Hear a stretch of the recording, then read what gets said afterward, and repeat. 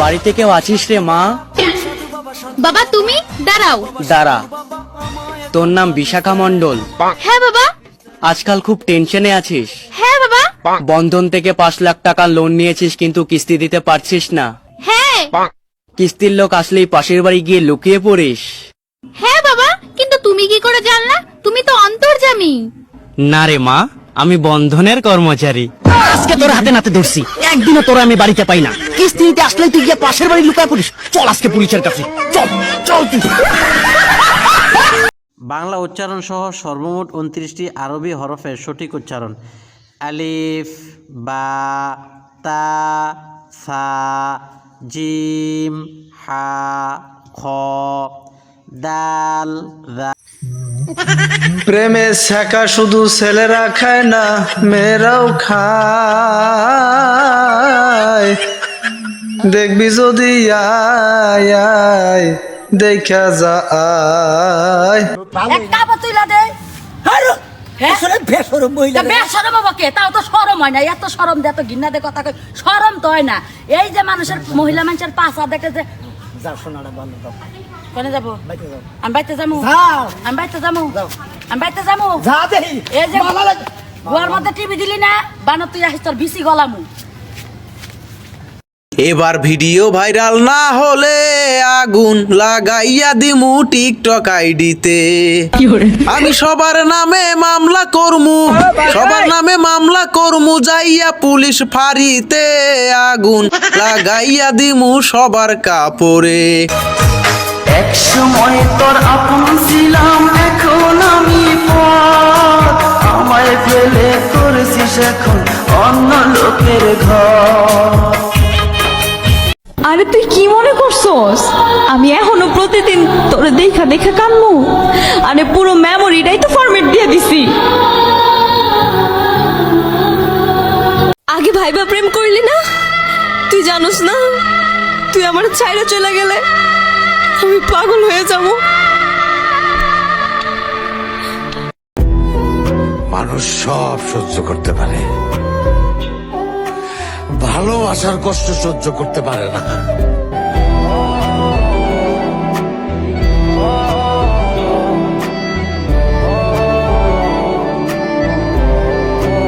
মাগো, রাতে আসি সকালে যাই, দুপুরে এসে ভাত খাই, কাজে কাজে জীবন শেষ।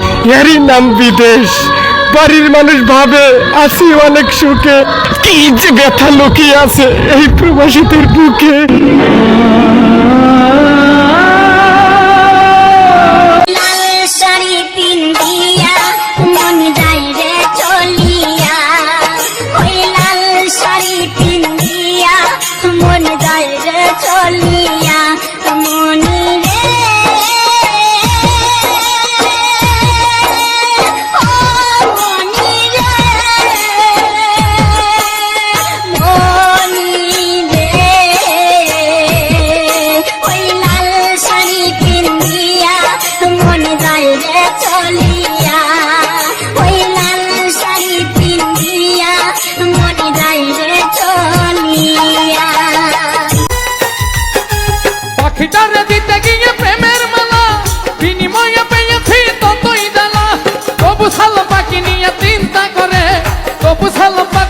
চিন্তা করে সুন্দর গানের ওরে মিষ্টি মুখের হাসি দিয়া বলবে ভালোবাসি, প্রেমের জালে ফাঁসাইয়া গলায় দিবে ফাঁসি রে, মোর গলায় দিবে ফাঁসি।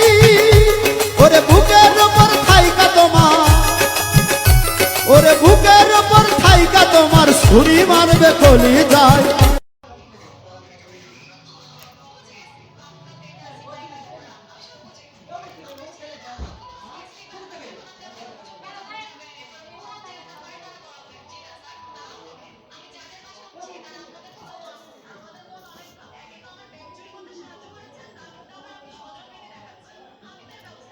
গুরুস্থানের মাটির ঘরে আমার মায়ে বসত করে, ডাকিলে মা চাই না চোখ মেলিয়া।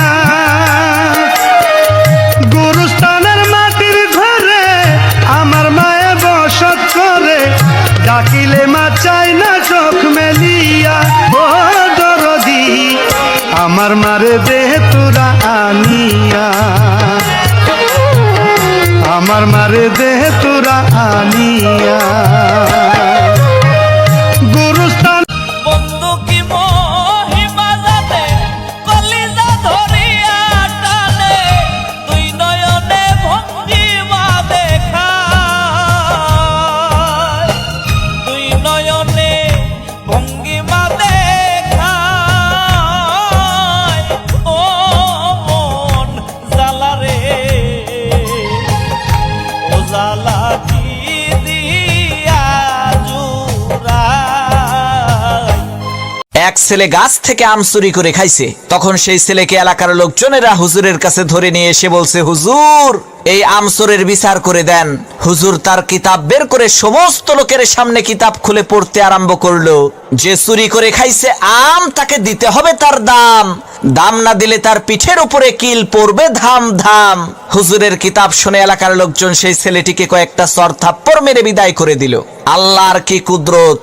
কয়েকদিন পর সেই হুজুরের নিজের ছেলে ডাব চুরি করে খাইছে। তখন এলাকার লোকজন হুজুরের কাছে এসে বলছে, হুজুর মানুষের ছেলে আম চুরি করে খাইছে দেখে বিচার করলেন, এখন আপনার ছেলে তো ডাব চুরি করে খাইছে, বিচার করেন তো দেখি।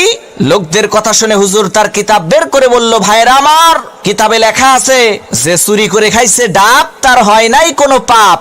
তখন এলাকার লোকজন বলল, হুজুর বুঝলাম ডাব খাইলে পাপ নাই, কিন্তু আপনার ছেলে তো একেবারে পাকা জোনা খাইছে। হুজুর তখন কিতাব থেকে পড়লো, যে খাইলো জোনা তার নাই কোনো গুনাহ। এলাকার লোকজন বলল, হুজুর ডাব খাইলে পাপ নাই, জোনা খাইলে গুনাহ নাই মানলাম, কিন্তু আপনার ছেলে তো নারিকেল খাইছে। তখন হুজুর তার কিতাব থেকে পড়লো, যে নারিকেল খাইছে চুরি কইরা, তোমরা সবাই মুড়ি দাও তার হাত ধইরা, কারণ সে চুরি করে খাইছে নারিকেল, এর মানে একেবারে পরিষ্কার তার দিল। তখন এলাকার লোকজন বলল, সর্বনাশ, হুজুর আপনার ছেলের বিচার করার কোনো দরকার নাই, আপনি আমাদের ছেলেরই বিচার কইরেন তাই হবে। একজন দর্জি আসিবে তোমার দেহের মাপ নিবে, পকেট সারা একটি জামা তৈরি করিবে। কপালটাই আমার পোড়া ভাই, যেইখানেই সুখ খুঁজতে যাই সেইখান থেকে শুধু কষ্ট নিয়ে ফিরে আসতে হয়।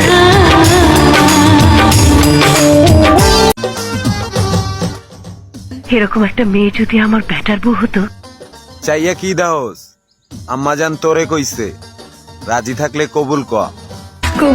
সবার আগে আমি আমার আম্মা জানে, পিতা আনন্দে মাতিয়া সাগরে ভাসাইয়া, সেই যে চইলা গেল ফিরাইল না।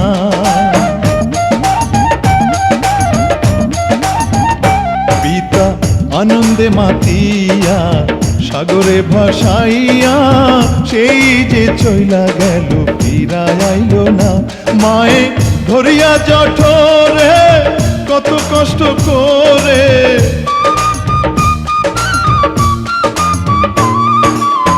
ধরিয়া জঠরে, মায়ে ধরিয়া জঠরে কত কষ্ট করে, 10 মাস 10 দিন পরে পেল বেদনা।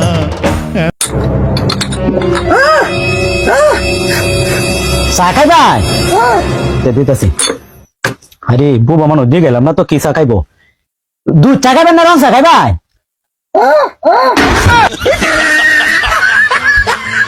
প্রেম প্রীতি কারে বলে জানা ছিল না, তোমায় দেখার পরে কিছু ভালো লাগে না, খুদার কসম দিয়া বলি তোমায় ভালোবাসি, তুমি আমার আন্ধার ঘরের চাঁদেরও হাসি।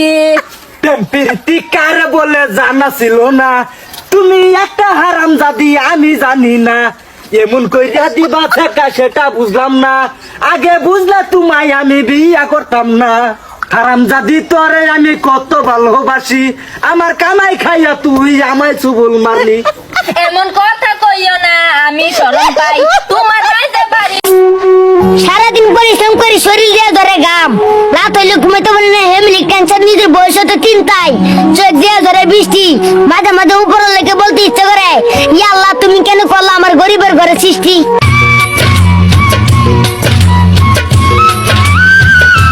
কনাতি 1 2 3.5 1 2 3.5 সোনার মাথা গেল মামি সিং ও দাদি দেখা যাও তোমার নাতিনের ব্যাটারি পাল্টাইতাছি তোমার নাতির ব্যাটারি পাল্টাইতাছি এই ব্যাটারি দিয়ে আজ আলো দেব আবার। আমার ব্যর্থতায় আমি অনেক মানুষকে হাসতে দেখেছি, আমি বিপদে পড়ে অনেকের কাছে গিয়ে ফিরে এসেছি, কাউকে বিপদে পাশে পাইনি। কষ্ট করে মা হলো সেই জিনিসটায় যার কোনো কষ্ট এবং হৃদয়ে কোনো কিছু লেখা তার সন্তানের জন্য এবং সে কতই না কষ্ট করে। মানুষ অভিশাপ দিক আর না দিক, চোখের জল ঠিকই একদিন অভিশাপ দিবে। মানুষকে টকালে, মানুষকে কষ্ট দিলে, মানুষকে তিলে তিলে কষ্ট দিতে দিতে শেষ করে ফেললে প্রকৃতি একদিন ঠিক তারই জবাব দিবে। সেজন্য মানুষকে ঠকানো, মানুষের সাথে ছলনা করা, মানুষকে দুঃখ দেওয়া মনে করছেন আপনি পার পেয়ে যাবেন, কখনো নয়। আপনার মৃত্যুর আগে সেটার সাজা আপনি ভোগ করতে হবে। ভালোবাসা জানতাম না তবে কেন ভালোবাসা শিখাইলা তুমি। আগে যদি জানতাম আমি তোর প্রেমের তো জ্বালা, তবে কি আর প্রেম করিতাম রে, থাকতাম আমি একলা।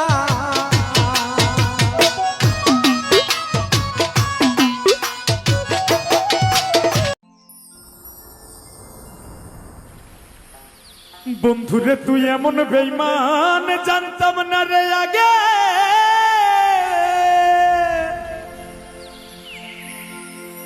ওরে একজন কি জীবন দিয়ে গেলি শুধু হাহাকার, এর চেয়ে ভালো ছিল মরণ আমার, আমাকে দুঃখী করে খুঁজে নিল।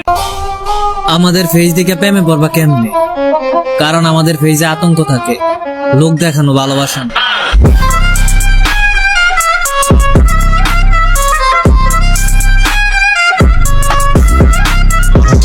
জীবনে কষ্ট আর চোখের পানি কাউকে দেখাতে নেই, জীবনের সুখ না থাকলেও কখনো বলতে নেই, কারণ কষ্ট সবাই দিতে পারে, কষ্টের ভাগ কেউ নিতে পারে না। জানি না কোন কলম দিয়ে লিখছে ভাগ্যটা আমার, যখনই একটু হাসি খুশি থাকার চেষ্টা করি ঠিক তখনই নতুন একটা দুঃখ এসে হাজির হয়ে যায়।